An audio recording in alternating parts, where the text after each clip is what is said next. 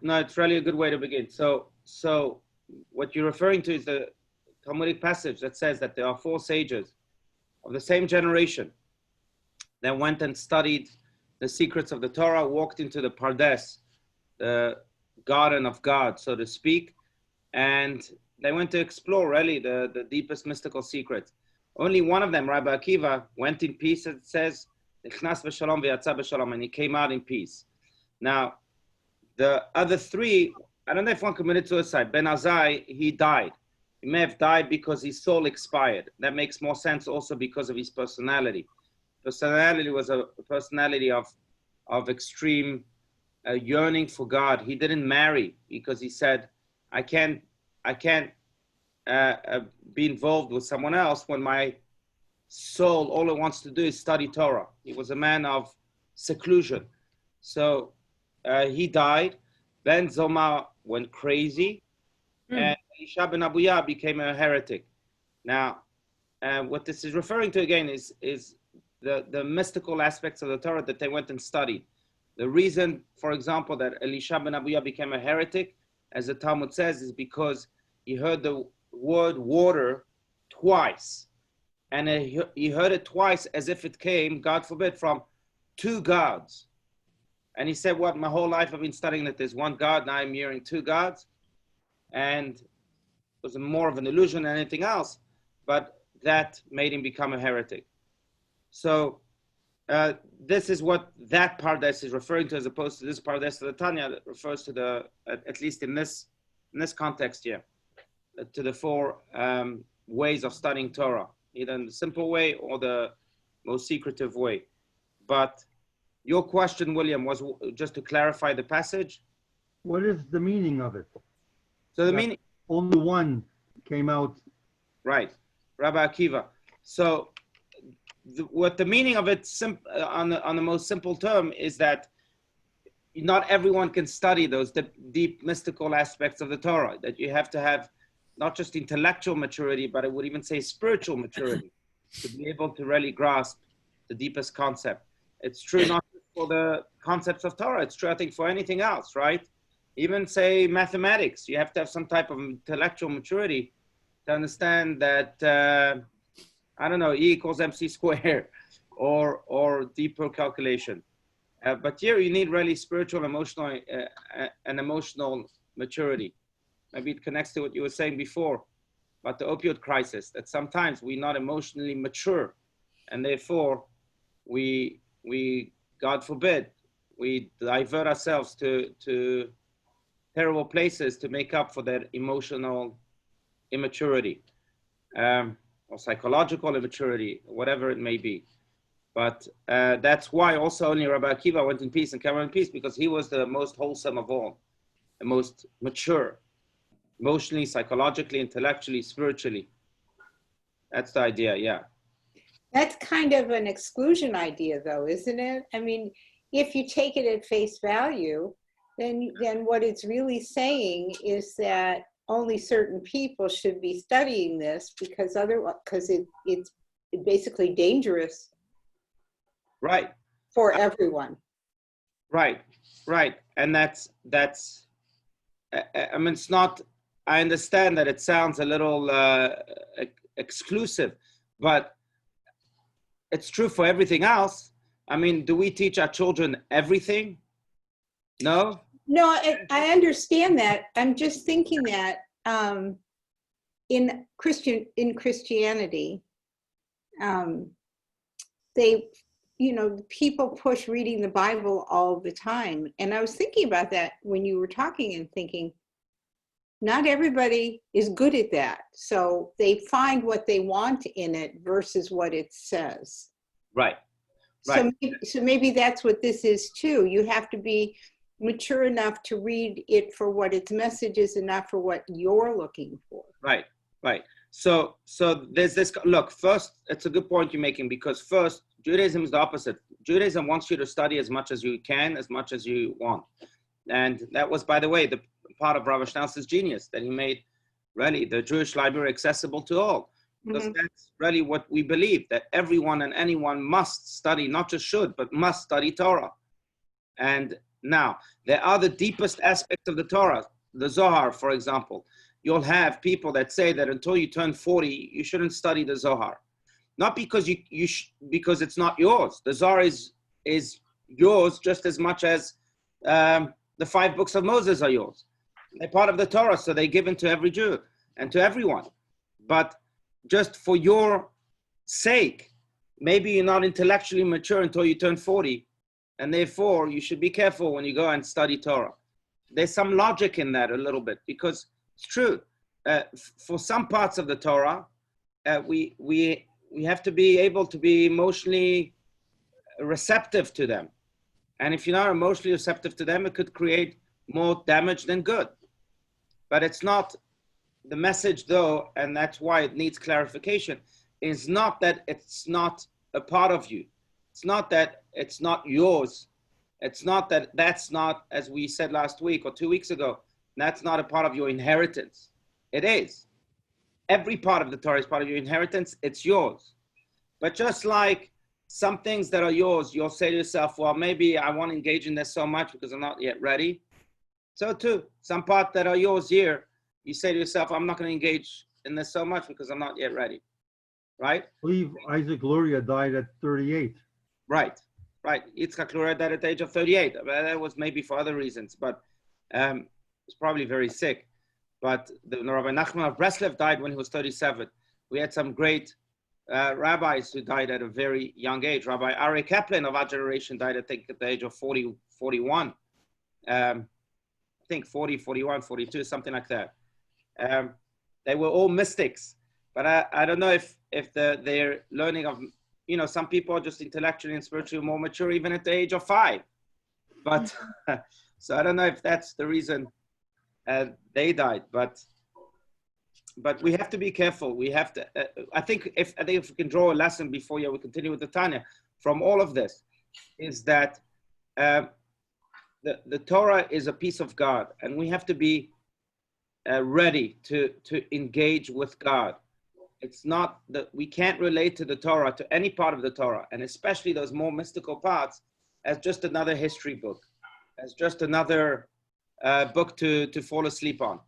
No, you're engaging with God as you're studying Torah, and therefore it demands a lot of spiritual refinement.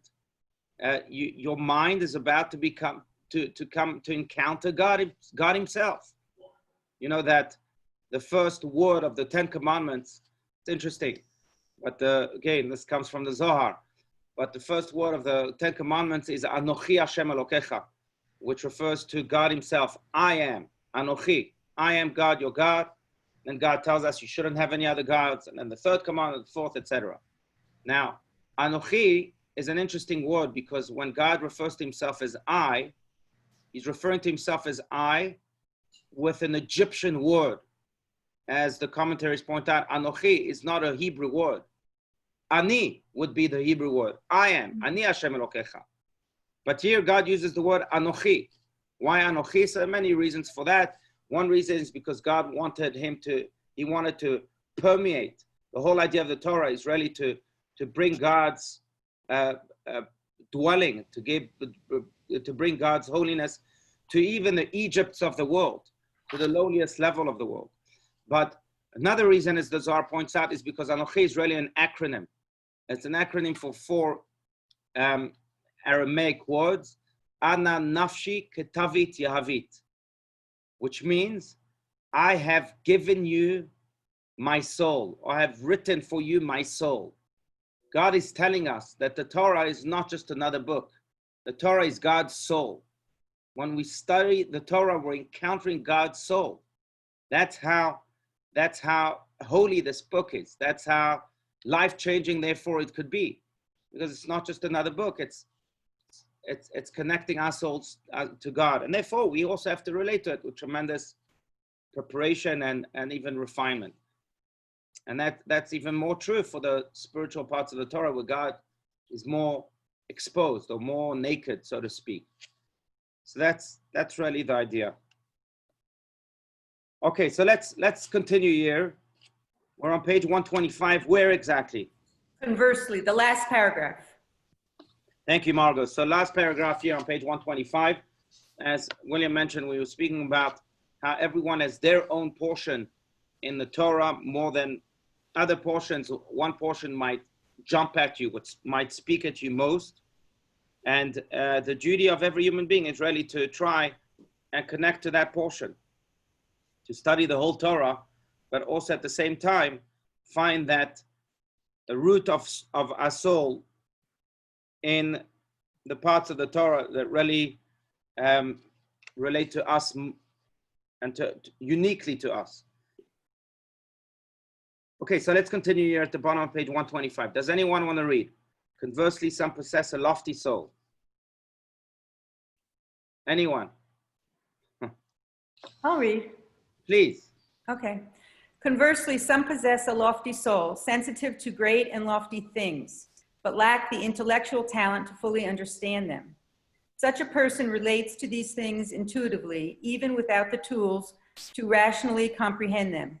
The Talmud touches on this phenomena when it speaks of those with the capacity to derive the halacha, the legal ruling, from a teaching. This ability is a special talent, almost intuitive, that is not necessarily connected with a person's greatness in the comprehension of Torah. The works of such individuals who exhibited an acute ability to meet the needs of the time have become widely accepted and revered, even though they are not among the leading scholars of their generation. Right. The author of Kitzar Shulchan Aruch, the abridged code of Jewish law, was a great rabbi in his place, but was far from being the greatest of his time, either in his own eyes or in the eyes of others. Yet even the most brilliant scholars of the time did not merit to achieve what he achieved. Not only was he able to write in a popular style, but he intuitively knew to isolate the essentials of the Torah law that the common Jew of his generation needed to know. When the root of a person's soul is attuned to a certain area of Torah, it leads him there, even if he is unable to explain or even understand it. Right. So I'll mention something that's quite interesting with the study of Torah, because you really have two opposite directions or two opposite efforts going on at the same time. On the one hand, when you come to study the Torah, you really have to come with this approach that it's about you, your mind, trying to grasp a concept, whatever concept it may be. So really you focused on your understanding, on your brains. On the other hand, there's a different approach that must take place while we study the Torah. And that approach is saying not just, okay, let me try and understand the way my brains can understand, but let me also try and get rid of my brains. After I've understood something, fine. Now let me try and open myself up to see if that something understood me, or if that concept has resonated with something deep in me. Because maybe the reason I'm studying this concept, this divine providence in this, is for me to finally find that portion in the Torah that is aligned with my mission in this world. So when I study the Torah, it's not just about me and my understanding, it's about also what the text thinks of me. Does it want me to become its vehicle in this world? So like the example he brought right here, the author of the Kitzur Shulchan Aruch, the abridged code of Jewish law, is a man named Rabbi Shlomo Gansfried. He was a great man, but like he said, it's true, not the greatest man of his generation. He lived about 100 years ago, and he compiled this. To compile a book like this, it wasn't enough for him to go and say, you know what? Oh, I like these laws. They resonate with me. Yes, the legal part of the Torah is something that I am more in tune with. But for a man to actually go ahead then and write a book like he wrote, he also needed to say, well, maybe the text wants something of me. It's not just what I want from the text. Maybe the text wants me to become its vehicle. It's a two-way street here. Maybe I need to do something for the text, not just me doing, just the text doing something for me, enriching my mind. So when you find that part of that Torah, of the Torah that does resonate with you, in a way, it's then your duty to become its vehicle and allow it to in a way flow through you. If you understand what I'm saying. So, and that's the dual effort that we have to engage in when we study the Torah. It's not just me understanding and me engaging with the text, but it's really the text engaging with me and seeing if it really resonates so profoundly that now can become a vehicle for it. That's really the ultimate way of studying Torah. Now, everyone, as mentioned, has their own way of studying Torah. It's their own way of also relating to different parts of the Torah.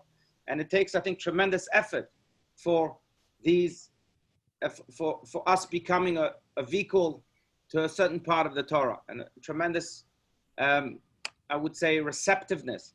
But it's our duty nonetheless. Now, I think that very few, again, speaking of Rabbi Steinsaltz and his legacy, but very few have that ability to say, well, I'm dealing not just with, like Rabbi Shlomo Gansfried, the Kitzur Shulchan Aruch, the abridged code of Jewish law, but the parts of the Torah that do relate to me are the laws, the Talmud, the Kabbalah.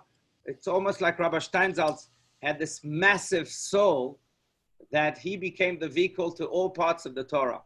Almost every part of the Torah resonated with him, which again emphasizes the greatness of his soul and the huge loss that our world experienced just over a week ago. But most people are not Steinsaltz. It sounds like Achad Ha'am, who said the Jews did not save the Sabbath saved the Jews. Right. In a way, exactly. It's a two-way street. When we deal with the Sabbath, when we deal with any part of the Torah, we have to understand, that the Torah itself is something that's very much alive, and it wants to engage with us as much as we want to engage with it. And we have to create this relationship. That's why I think the study of the Torah is really unique. We mentioned that it's really unlike any other religion. We believe that the study of the Torah itself is a mitzvah. It's counted as one of the 613 commandments. Why? Because, again, the study of the Torah itself is an encounter with God, just like any other mitzvahs. It's an encounter with God. God encounters us too. So it's something that is very alive. And in a way, therefore, we have to ask, what does the Torah want from me? It's not just about me understanding it and engaging with it. Again, it's what does it want from me? So when it could be any part of the Torah, again, with our study about, some of the most boring parts in the Talmud. An example, if I loan my cow to a friend and the cow dies while he's borrowing my cow, who's liable? Does he have to pay me back? Do I have to pay for the cow? Now you can say it's primitive cow. Well, you can translate it into modern terms. If I loan my car to a friend and the car dies, who's liable? Is it his fault? Is it my fault? So then the Talmud goes into a very complex discussion, which is a very legal one. It depends whether he was renting it, depends whether he was borrowing it, depends whether he was guarding it. So if he was just guarding it because I needed someone to guard my car, I wanted to go on vacation, I was afraid that it was going to be stolen. So then he's not shomer chinam patur. And I didn't pay him for guarding the car, then he's exempt. If I did pay him, then he's liable. If he paid me, if he was leasing the car, then he's liable. So you get into all these complex discussions. But some people will resonate with those discussions. They'll think that for them, wow, this is the greatest revelation in the world. This speaks to me. Cows and camels and donkeys are exactly my cup of tea. And the reason for that is, again, and you have people like that. The reason for that is because that's their part of the Torah. That's what that's what God wants of them, from them to do, to become a vehicle for those boring parts, so to speak, of the Torah. So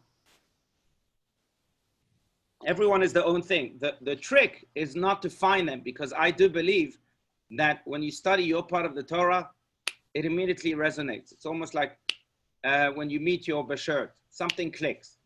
But the trick is then to get married to that bashert. The trick is then to follow through, to indeed become that vehicle to the part of the Torah. What are you going to do about it? Take Rabbi Shlomo Ganzfried. He could have said, oh, I love laws. I love the legal aspects of the Torah. But if he hadn't done anything about it, we wouldn't have had that book that really, in a way, revolutionized the Jewish world. The Kitzur Shulchan Aruch, the Bridge Code of Jewish Law. So the trick really is what comes after that. After you find your part of the Torah, what are you doing about it? What Rabbi Steinsaltz, I mentioned this many times, but he once told me that the most important question of life is, and then what? So you find, you bar mitzvahed your child, and then what becomes of him? You went to school and you got a diploma, what becomes of that? You got married, what becomes of your marriage? You know, thousands of examples, but again, you find that part of the Torah. Now what? Do you just put it in the drawer? That's it? Goodbye? Maybe the Torah wants something of you. And then what?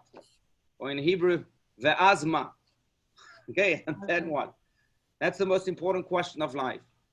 And I think it's typical of Rabbi Steinsaltz. He always pushed people to grow and grow and grow. But the way you grow is to ask yourself, really, and then what? You went on a high, and then what? I think that's the genius of Judaism. After each high, we have an answer for that question, and then what? Take Yom Kippur, for example, the holiest day of the year. And we fly up there to the heavens. And then what? What remains of that? What remains of that, so Judaism is built in, but then what? An answer to then what? That is, immediately after Yom Kippur, you have to build a sukkah. You have to come down and channel all this holiness into this world and build something earthly, a sukkah itself. And then you are launched into Sukkot to translate that holiness into something quite materialistic, physical, so that it has some grasp in this world. But there are many other examples like that in Judaism. I think that's part of the genius of the Jewish calendar and of Judaism in general, that it gives us ways to answer the then what question. But there are many areas in which Judaism leaves that to us. And again, the question is, and then what? What happens then? You know, the Baal Shem Tov would famously say to his Hasidim, who were known for praying for many long hours. When they prayed, they were really in complete ecstasy. The story is told that they would somersault, and even on the Baal Shem Tov Siddur, which by the way is in the library of the Lubavitcher Rebbe in New York, you find spots of blood, and they say that that's from his agitation, his ecstasy during prayer, that he would bang and bleed, literally bleed. But he would say to them that you can pray as hard as you want with the greatest ecstasy that you have, but if you're not changed, if you're not better people after that prayer, then there's really no reason for that prayer. Because again, if you can't answer the then what's it all worth? So and really that's what this is saying. So you find that part, and it's pretty easy to find those parts of the Torah. I think you can know it almost immediately. And then what? What are you doing with it? Are you going to be Rabbi Shlomo Ganzfried who did something with it? That's the big question. It's always the action. It's always the action, yeah. Someone told me last week, like hundreds of stories. I'm on this WhatsApp group, and it's flooding every day with more and more stories about Rabbi Steinsaltz among all his students. And this guy sent out a story, short anecdotes, that he went to Rabbi Steinsaltz for his birthday to ask for a blessing. And it was so typical of Rabbi Steinsaltz. He gave him, Rabbi Steinsaltz wasn't someone who would tell you, oh, you should have good health and whatever. But he would give you a personal blessing, something out of the blue that usually you knew that, wow, I didn't think of that. That was a blessing. Now, to this specific student, he told him, I bless you that for your next birthday, you'll be so transformed from all the positive changes that you'll launch yourself into this year that you won't recognize yourself. So that was the blessing. And in a year from now, you won't recognize yourself. When you celebrate your next birthday, you won't recognize yourself because of all the positive changes you've made in your life. So That's the then what. Okay, so you celebrate your birthday, and then what? So go ahead, go. If a birthday is a day of reflection on your life, which is really the way we see it, then do something about it and change to the point that you won't recognize yourself. You'll be so positively transformed that next birthday you won't recognize yourself anymore. But that's the then what. And I think really this is really what Rabbi Stans is alluding to here, especially with this example of the Kitzur Shulchan Aruch of Rabbi Shlomo Gansfried. You might not be the greatest in your generation. You're just one of the guys, but do something about it. He did something about it in a way that made him so great. So it's your ability to answer the then what question that makes you great. It's not your qualities. Everyone has good qualities, even if you have the finest qualities in the world. But if you don't do anything about it, then there's really nothing to your greatness. Mm. Rabbi, did Rabbi Steinsaltz have women students at all? Because all I've seen is men talking about their relationship with their learning from him. Did he have female students? Sure, absolutely. On this WhatsApp group, there's quite a few actually. And not only that, I will say that the revolution, it is a revolution because it's sad to say that really women were not encouraged to study as much as men were up until 50 years ago. Who was one of the pioneers of making the Talmud accessible to women? It was Rabbi Steinsaltz himself. I remember saying that, I remember hearing Rabbi Steinsaltz, who had tremendous opposition from small groups in the ultra-Orthodox, I hate labels, but in the, very, very, whatever you call them, in Bnei Brak, in Borough Park, Williamsburg, particularly by this guy named Rabbi Shach, who opposed anything that wasn't him. He opposed the Lubavitcher Rebbe, he opposed Rabbi Steinsaltz, anything that wasn't him, he opposed, which is fine. But Rabbi Steinsaltz was saying, I think part of the reason they oppose me is because I'm making the Torah study and the Talmud accessible to women. Mm. Now, all these wives of these people are going to study the Talmud, and they're going to tell their husbands, well, you didn't understand it right. Yeah. And it's going to cause a lot of problems for these men. Hmm. So they don't want them to study because of their insecurities. Well, too bad. They're going to have to deal with it. Yeah. But so he was really one of the pioneers of making it accessible to women. And, it's really beautiful to see. I mean, trying to think of stories that some of these women shared, but something comes up, I'll let you know. But yeah, he did. In fact, I remember, I would go to his classes when I lived in Israel all the time. He gave a class which was probably the longest standing class in history. Rabbi Steinsaltz, quite amazing. He was so dedicated to this class too. But for about 40 plus years, he would give a class every Thursday evening, to the point that sometimes he would land straight from a long trip overseas in Ben Gurion Airport and go directly to his class on the Thursday night to make sure that he can make it. Mm. On the engagement party of his son, Amechaye, he left in the middle. He said, I'm sorry, I have to go to my class, I'll be back. Wow. And he went to teach that class. That's how dedicated he was to this class. That lasted until he became sick. It started with the class that he was giving with President Shazar, the president of Israel at the time, and continued on and on and on each and every week, every Thursday night. And I had the great privilege of going to that class many Thursdays, many Thursday nights. There were all sorts of people there, but what you would notice often is more women than men. Mm. Yeah. Good to know. The first Jewish schools for girls opened up in 1917. The first, say that again? The first schools for Jewish girls, exclusive Jewish girls schools, I think Beit Rivka, I think it's called, opened in 1917. Right, Beit Yaakov. Yeah. Right, that's right, by a pioneering Jewish woman, forget her name, but it's true.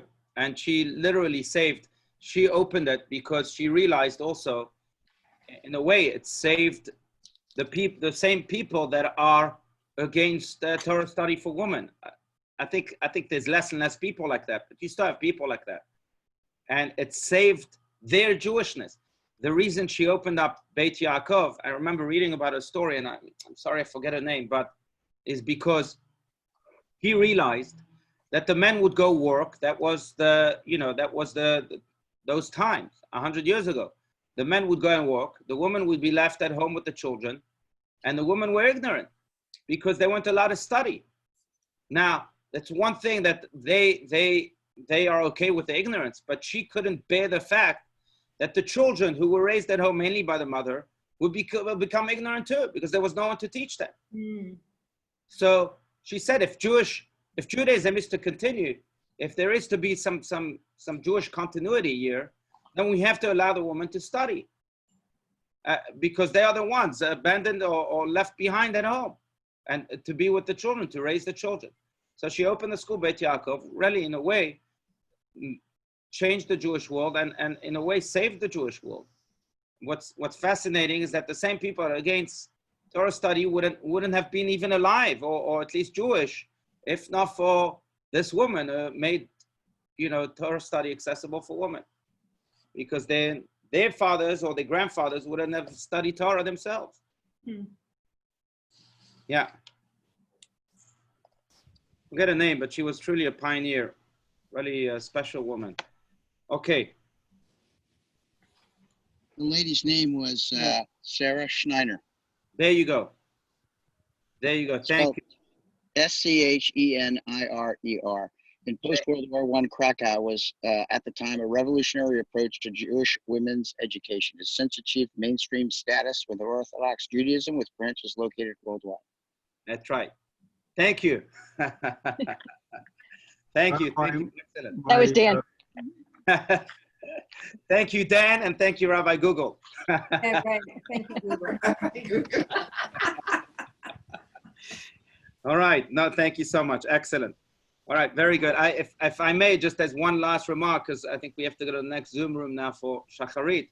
But I think that, to best honor Rabbi Steinsaltz, if we're already speaking about parts of the Torah that resonate with us, and I know that I'll give a shout out here to Diana, who's doing just that with the sermons of her uncle, putting them in writing and writing a whole book about it.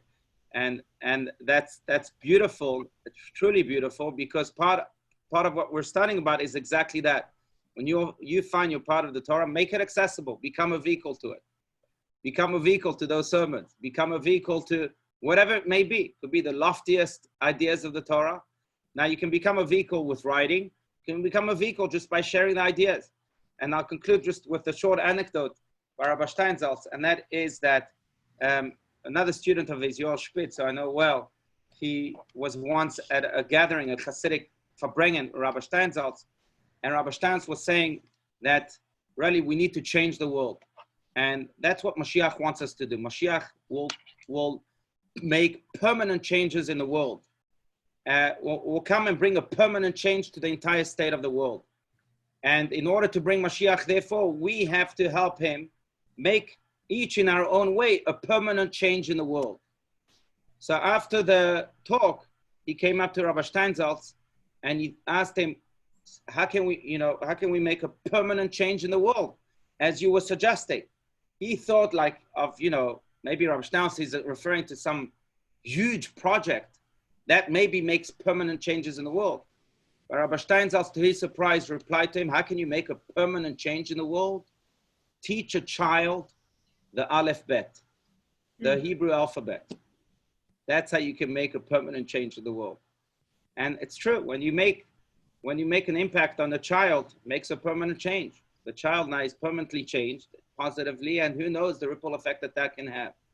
So sometimes when we find that part of the Torah, what we have to do is teach it to another child, teach it to someone else. That makes that permanent change, and that certainly then also allows the Torah to flow through us. We become a vehicle to it too. It engages with us also, not just us engaging with it. And in a way, we will have fulfilled the purpose of our root soul, as mentioned also prior to that.